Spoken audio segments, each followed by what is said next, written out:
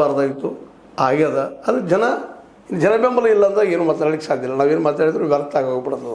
ಆದರೆ ಇವತ್ತು ಕರಾಡಿ ಮಾತ್ರ ನಿಂತಿಲ್ಲ. ಅವರು ಅಲ್ಲಿ ಹೋಗೋದು, ಭೇಟಿ ಆಗೋದು, ಇವ್ರ ವಿರೋಧ ನಾವು ಇದ್ದೀವಪ್ಪ ಇನ್ನೂ ಮಾಡ್ತಾ ಇದ್ದೀವಿ ಅಂತ ಹೇಳೋದು, ಅದರಲ್ಲೂ ಇವ್ರ ವಿರೋಧಿಗಳು ಏನಾದರೂ ಪೊಲೀಸರು ಟಾರ್ಚರ್ ಮಾಡೋದು ಮಾಡಿದರೆ ಅವ್ರಿಗೆ ಭೇಟಿಯಾಗಿ ಅವ್ರ ಬೆಂಬಲಕ್ಕೆ ನಿಲ್ಲೋದು, ಇವೆಲ್ಲ ಕೆಲಸನೂ ಮಾಡಿದ್ದೀನಿ ನಾವು ಮೇಲಿಂದಲೇ. ಯಾಕಂದರೆ ಅದರಲ್ಲೂ ಮುಖ್ಯವಾಗಿ ನಿಮಗೆ ಗೊತ್ತದ, ಈ ಸೋಷಿಯಲ್ ಮೀಡ್ಯಾದಾಗ ಸಾಕಷ್ಟು ಅವ್ರು ತಮ್ಮ ಕೆಲಸ ಮಾಡ್ತಾಯಿದ್ದಾರೆ. ಬೇರೆ ಬೇರೆ ಫೇಸ್ಬುಕ್ ಮೂಲಕ ಮತ್ತೆ ಮೂಲಕ ಜನರನ್ನು ಹೋಗಿ ಮುಟ್ಟು ಪ್ರಯತ್ನಂತೆ ಮಾಡ್ತಾಯಿದ್ದಾರೆ. ಅದರಲ್ಲಿ ಎರಡು ಮಾತಿಲ್ಲ. ಆದರೆ ಈ ಸಲ ಮಾತ್ರ ಟಿಕೆಟ್ ಸಿಕ್ಕರೆ ಒಂದು ಸ್ವಲ್ಪ ಕಷ್ಟ ಆಗ್ಬೋದೇನೋ ನಮ್ಮ ರಮೇಶ್ ಅವರಿಗೆ. ಆದರೆ ಒಂದು ತಿಳ್ಕೊಬೇಕಾಗಿದೆ ಕಡಾಡಿ ಅವರು, ರಮೇಶ್ ಅವ್ರನ್ನ ಸೋಲಿಸೋದು ಅಂದುಕೊಂಡಷ್ಟು ಸುಲಭಿಲ್ಲ.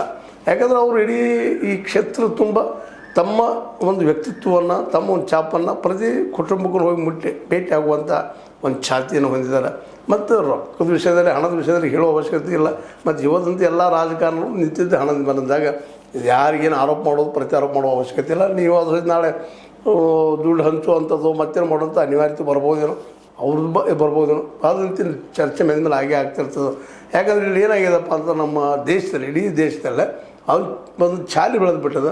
ಇವತ್ತು ನೋಡ್ತಾ ಇದ್ದೀನಿ ಮೇಲೆ ಹೇಳ್ತಾ ಇದ್ದೀನಿ ನಮಗೆ, ಪ್ರತಿಯೊಂದು MLA, ಪ್ರತಿಯೊಂದು MP ಕೋಟ್ಯಾಧೀಶರ. ಯಾಕಪ್ಪ ಅಂತಂದ್ರೆ ಅದನ್ನು ದುಡ್ಡು ಹಾಕಿ ದುಡ್ಡು ತೆಗೆಯುವಂಥ ವ್ಯಾಪಾರ ಮಾಡ್ಕೊಂಡಿದ್ದಾರೆ ರಾಜಕಾರಣವನ್ನು.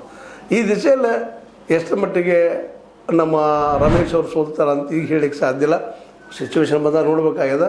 ಅದೇ ಕಾಲಕ್ಕೆ DK ಶಿವಕುಮಾರ್ ಅವರು ಎಷ್ಟರ ಮಟ್ಟಿಗೆ ತಮ್ಮ ಒಂದು ನಿಲುವನ್ನು ಬದಲಾಯಿಸ್ಕೊತಾರೋ, ಅಥವಾ ಸತೀಶ್ ಜೋಡಿ ಹೊಂದಾಗಿ ಮಾಡ್ಕೊಳ್ತಾರೋ, ಅಥವಾ ಇಲ್ಲಪ್ಪ ಒಂದು ಅವ್ರ ರಾಜಕೀಯ ಅವ್ರಿಗೆ ನಮ್ಮ ರಾಜಕೀಯ ನಮಗಂದ್ರೆ ಕನ್ನಡ ಟಿಕೆಟ್ ಕೊಟ್ಟು ಅವರಿಗೆ ಇನ್ನೂ ಪ್ರಬಲವಾಗಿ ಒಂದಿಷ್ಟು ಬೆಂಬಲ ಸೂಚಿಸ್ತಾರೋ ನೋಡ್ಬೇಕಾಗ್ಯದ.